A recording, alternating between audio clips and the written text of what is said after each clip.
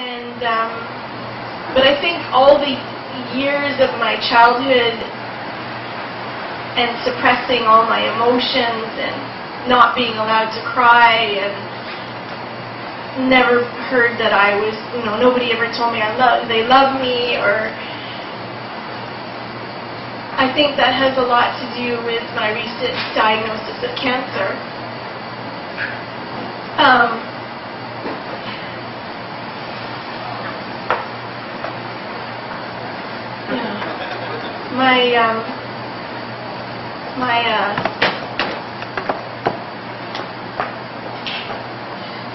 This last 2 years has been really difficult for Marty and I.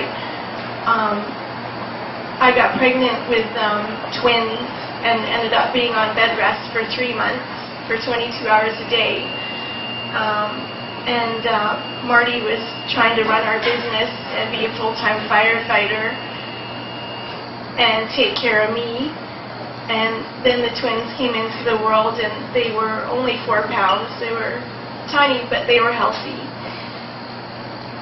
And when they were a year and a half, Marty fell and broke his right hand. Or no, you didn't fall. You were in a motor vehicle accident with a bus in a little Honda Civic, and very lucky to walk away from that accident. And then 2 weeks later, he tripped and protected the hand that he had broke in the accident and put out his other hand and fractured his other hand. And so the twins were only 1.5, so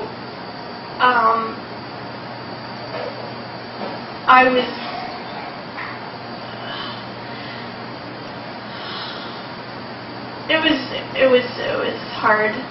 And then I was diagnosed with cancer 3 weeks later.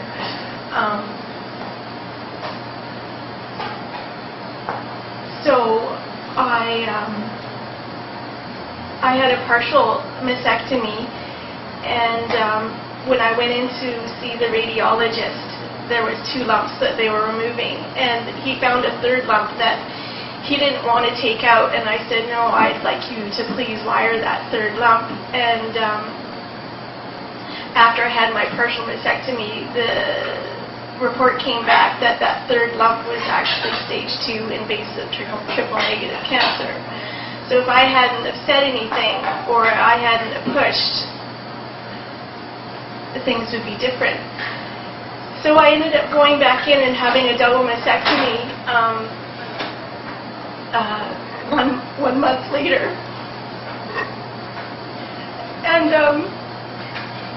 Marty's mom flew out from Quebec because the twins were only 1.5, and I just had a double mastectomy, and Marty had 2 broken hands, and it was hard. So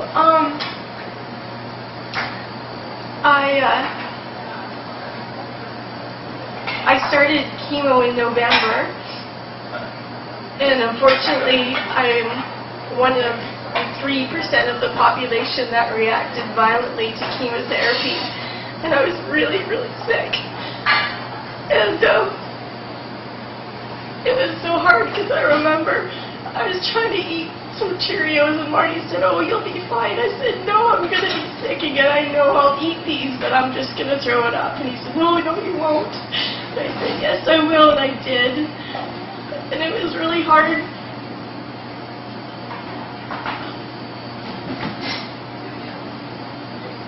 I think the hardest part was watching Marty cry so hard while I was laying in bed and I couldn't do anything. He was so upset. He's like, I'm so scared of you being so sick and I can't do anything.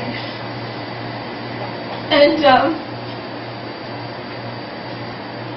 I don't know, you just get through. You just do what you have to do. And I think back to Abigail and Nolan, and yeah, it was really hard having 2-year-old or 1.5-year-old twins when I was so sick in Marty's hands. they never allowed me to sit on the couch and feel sorry for myself. They never knew that I was really sick. They just knew something was different, and they still continued to be happy and put a smile on her face, which was pretty cool. And then